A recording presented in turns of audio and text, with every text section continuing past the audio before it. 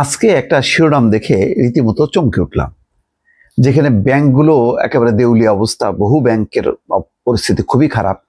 সেখানে কেন্দ্রীয় bank, Bangladesh bank, তার মুনাফা বেড়ে 22,500 কোটি টাকা উন্নীত হয়েছে।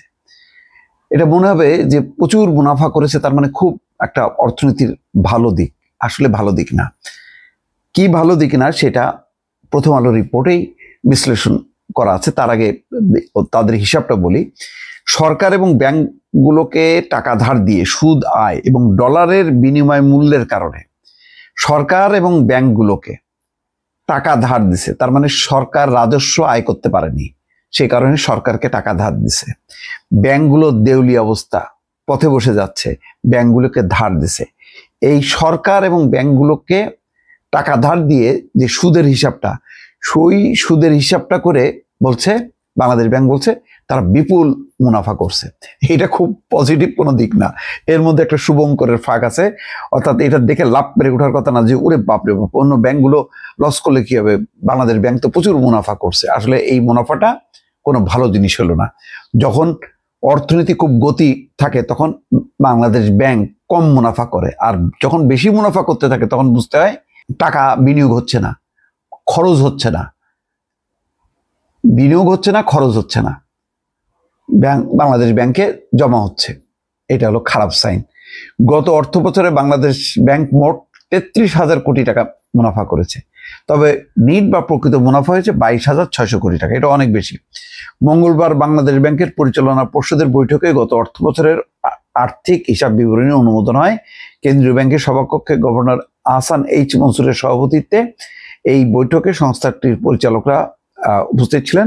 সবাই কেন্দ্রীয় ব্যাংকের কর্মকর্তাদের মূল বেতনের 6 গুণ প্রণোদনা বোনাস অনুমোদন দেয় পরিচালনা পর্ষদ। বাপরে, মানে লালে লাল, এদিকে ব্যাংকগুলো লাল বাতি জ্বলতেছে। যাই হোক, জানা গেছে অর্থনীতিতে মন্দাভাব বিরাজ করলেও কেন্দ্রীয় ব্যাংকের ঋণ ব্যবস্থাপনা কার্যক্রম চাঙা ছিল।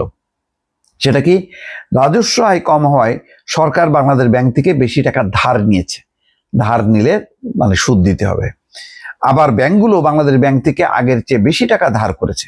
দুটাই, সরকারও ধার করছে, মানে ব্যাংকগুলো ধার করছে। ফলে বেশি সুদ আয় হয়েছে কেন্দ্রীয় ব্যাংকের। আবার রিজার্ভের অর্থ বিশ্বের বিভিন্ন দেশে বিনিয়োগ থাকায় সেখান থেকেও ভালো মুনাফা বেড়েছে। ফলে কেন্দ্রীয় ব্যাংকের মুনাফা বেড়েছে। মুনাফার 8,000 কোটি টাকা ইতিমধ্যে সরকারের হিসাবে জমা করেছে বাংলাদেশ ব্যাংক। বুধবার হিসাব বিবরণীতে নিরীক্ষক এবং গভর্নরের স্বাক্ষরের পর বাকি টাকাও সরকারের হিসাবে জমা করা হবে। যাক, এটা কোনো ভালো জিনিস না, বরং যখন কি মানে অর্থনীতি গতিশীল থাকে, এই যে বলছেন বাংলাদেশ ব্যাংকের কর্মকর্তারা, অর্থনীতি চাঙা থাকলে কেন্দ্রীয় ব্যাংকের কম মুনাফা করে, কেন্দ্রীয় ব্যাংক কম মুনাফা করে যখন অর্থনীতি চাঙা থাকে। আর অর্থনীতিতে মন্দা থাকলে কেন্দ্রীয় ব্যাংক বেশি মুনাফা করে। তার মানে মন্দা কারণে কেন্দ্রীয় ব্যাংক বেশি মুনাফা করছে। এমনটাই দীর্ঘদিন ধরে হয়ে আসছে। অন্য দেশের কেন্দ্রীয় ব্যাংকগুলোর পরিস্থিতিও একই রকম। ফলে এটা একটা কোনো ইতিবাচক দিক না।